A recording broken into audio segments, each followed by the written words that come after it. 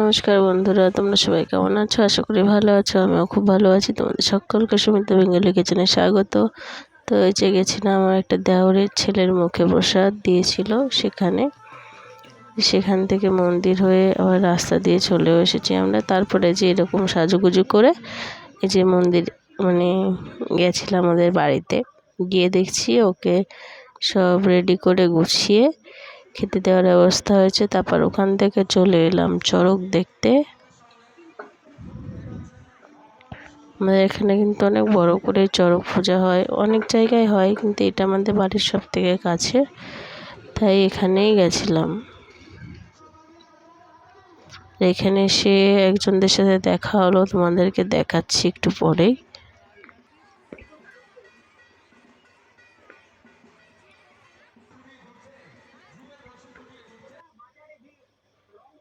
দেখো, ওই যে ছেলেটা ত্রিশূল ফুটিয়েছে দুদিকে দুটো, পেটের সাইডে।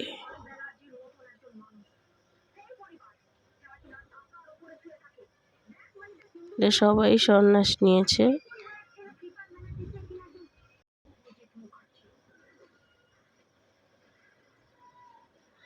সবার কাছ থেকে পয়সা তুলছে। চড়ক পূজা অনেক খরচা হয়। ওরা যেহেতু মাসখানেক ধরে নিরামিষ খেয়ে থাকে, তো সেইখানে নিরামিষ অবশ্য তা ফল পাকড়া ওদের তো খাওয়াতেই হয় না, সেই কারণে।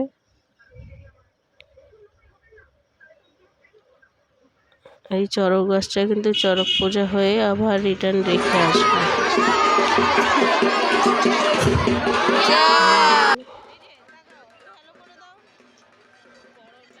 এবার দুষ্টু সোনা।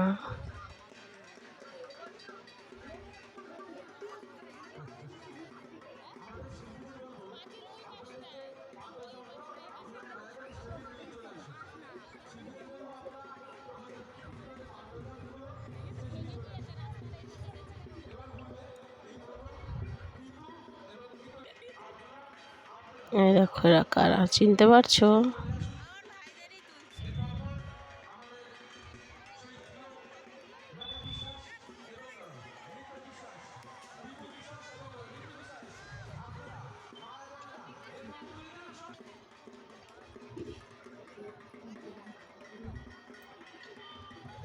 পুজো হয়, অনেকে বাতাসা দেয়, সেই বাতাসাগুলো ওরা এরকম ছড়িয়ে দেয় সবার কাছে, যাতে সবাই নেয়, সবাই সেটা প্রসাদ বলেই গ্রহণ করে।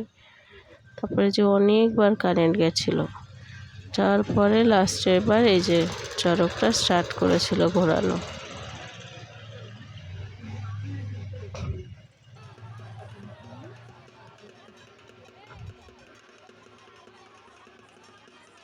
চারজন বসে ফুটিয়েছিল,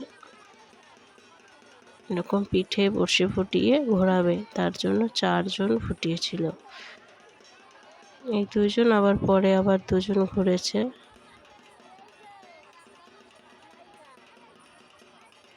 আর এখানে দেখো কত লোকজন, দেখেছো?